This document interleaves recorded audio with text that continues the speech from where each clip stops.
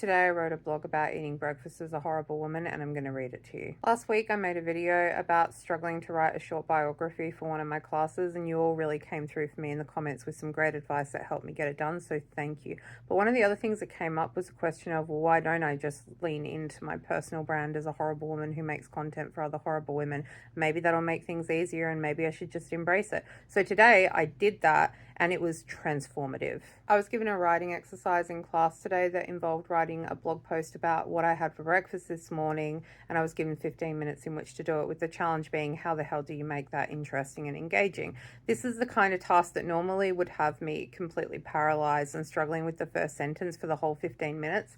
But actually, once I decided to write it through the lens of my brand as a horrible woman who makes content for other horrible women, suddenly it became so easy, and I bashed it out in like 10 minutes. Now, that doesn't necessarily help me get better at writing in other brand voices or other contexts, but it was really nice to, possibly for the first time ever, not be completely paralyzed by a writing task and to just get it done without overthinking it. So for those of you who have kindly helped me out with advice and support, my way of giving back is that I will now read you my blog post about having breakfast as a horrible woman. I'm a horrible woman and I make content for other horrible women, and I hope you aren't disappointed to learn that this morning I ate breakfast like a nice, inoffensive woman would.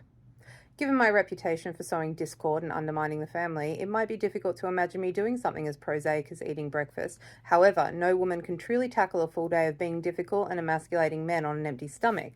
And while the blood of our enemies may sustain us for a time, we do also need to get some macros in now and then. My nutritional strategy prioritizes protein intake, and as I unfurled my wings this morning, I looked forward to starting my day with my favorite high-protein meal, hummus and tomatoes on toast with a raspberry and pistachio seed bar. I like to watch my sugar intake, and I'm a busy woman, so these seed bars make a convenient and healthy snack to squeeze in between acts of wanton cruelty. If you're a horrible woman or someone curious about the lifestyle but concerned that a commitment to destroying the foundations of society and being generally awful will leave little time for mundane concerns such as meals and laundry, I've got you.